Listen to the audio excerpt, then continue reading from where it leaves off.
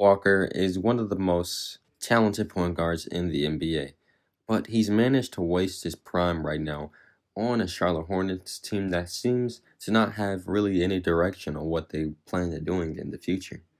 And today, I'm going to be talking about why Kemba Walker should leave the Charlotte Hornets. Don't forget to leave a like and comment and subscribe. Cue that intro. When my grandma died, I jumped off the porch and started hustling. Me and 3-3 in the night while we were studying. Promise I won't let her. What's up, guys? Yep, this is Jay Youngo2 back with another video. And today we're going to be talking about Kemba Walker. Kemba Walker is one of my favorite players. I've been blessed and fortunate to see him play in Charlotte numerous amount of times, but it's time for him to pack his bags and move on in his NBA career. This season, he's having a career season. He's averaging 25 points and 6 assists, yet the next highest scorer on his team currently is averaging 15.4 points a game, and that is Jeremy Lamb, who has improved over the years, but he's an average starter at best. But you all know this stuff. I wanted to go back in time and show you how Charlotte has managed to put a terrible roster around Kemba Walker. So, let's go back in time.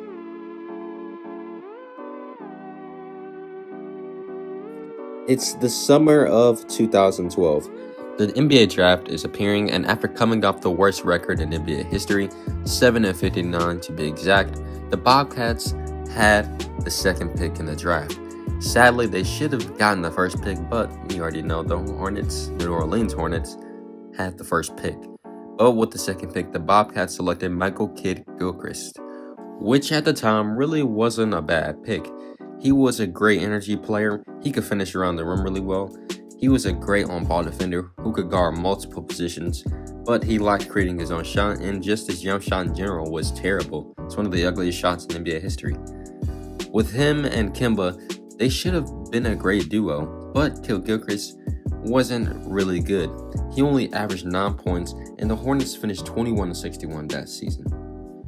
And by the way, Bradley Beal was picked right after Kidd-Gilchrist with the third pick in the draft. And we all know he's an all-star, and he's one of the top shooting guards in the league.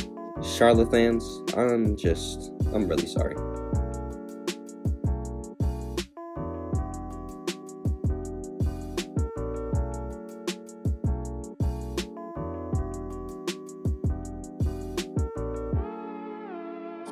It's the summer of 2013.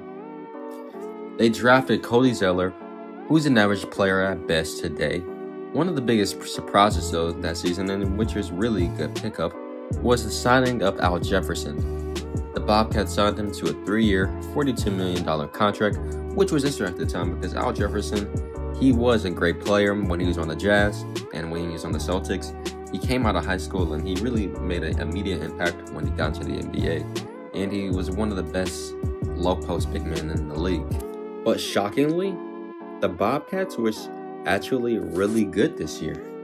Alongside rising talent Kemba Walker, who averaged 17.7 points, and with Al Jefferson, who actually ended up being an all-third team NBA player this season, the Hornets managed to have a 43-39 record and award the 8th seed.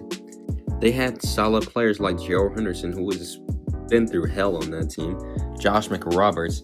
They had a little squad. They were the 8th seed, and they faced the Miami Heat's big three, D-Wade, Chris Bosh, and LeBron. And of course, they got swept. And I'll never forget that moment when LeBron, he was dunking, and he looked right at Michael Jordan, and he was dunking. I was like, wow. But the Hornets had a great season for a team that really wasn't expected to be good at all.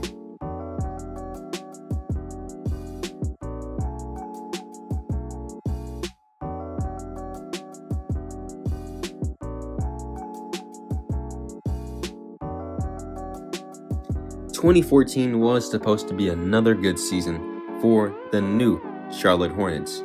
Since the New Orleans Hornets decided to change to the Pelicans, the Hornets were back in Charlotte.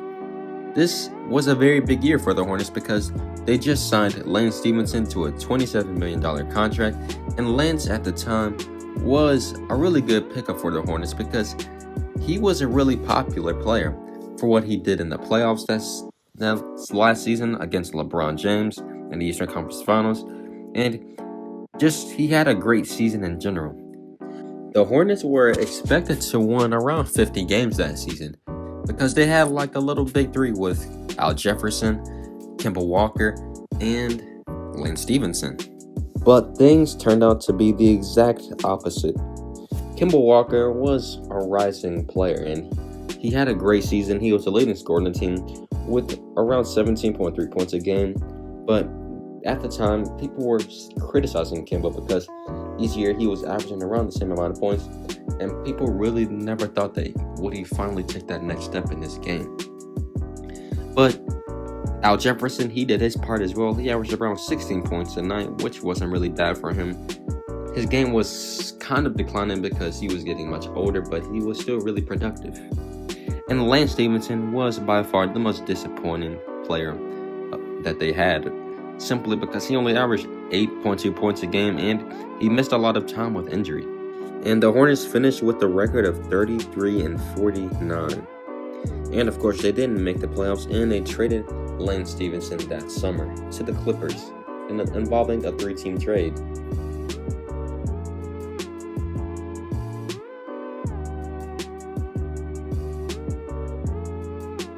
Twenty 2015 was the best year of the Kemba Walker era. Thanks to the additions of Nicholas Batum, a guy who was a great passer, shooter, he could defend pretty well too. He could do it all. Jeremy Lin, they also signed him. Frank Kaminsky, the new rookie, he played very well for them. And they signed Courtney Lee, who was a pretty good shooter, and they still had Marvin Williams, who was another great shooter on their team. And of course, they still had Al Jefferson and Kemba Walker, who finally broke out this season, averaging a career high 21 points, and helped the Hornets to a 48-34 record, which was a really great record for the Charlotte Hornets. And they will meet the Miami Heat in the first round, a team that had a good year after a bad first year without LeBron. And the Hornets had a 3-2 lead going back to Charlotte for Game 6, but this guy made Dwayne Wade mad, and that was it for the Hornets. They lost that series. But they had a great season, especially after the failed experiment of Lance Stevenson.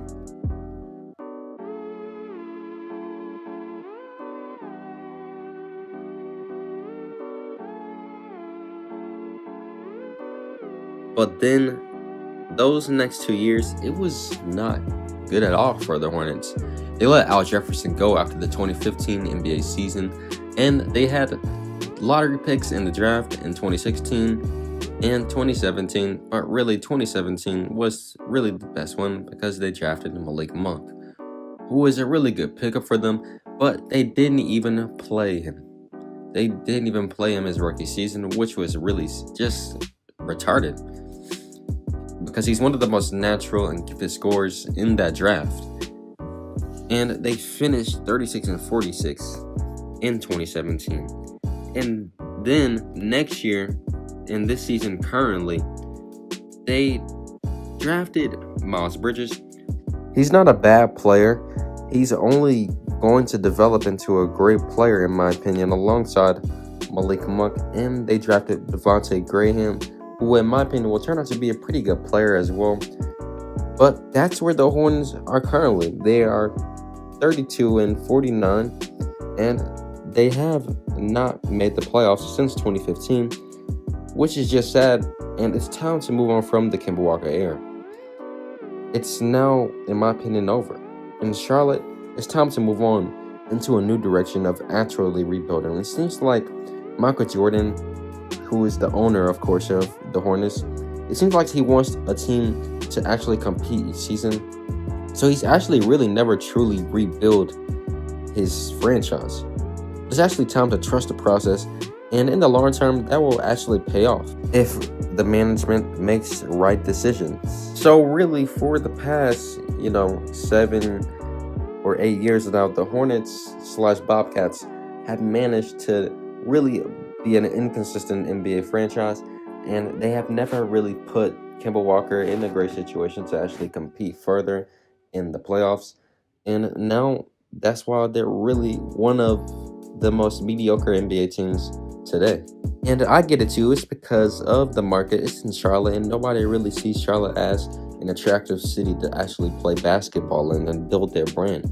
And I know Kemba Walker, he really loves the city of Charlotte, but I think he knows at the end of the day, winning is one of the most important things when it comes to playing basketball, especially in the professional level. The individual accolades are very important, but it's nothing like actually winning a title, a championship.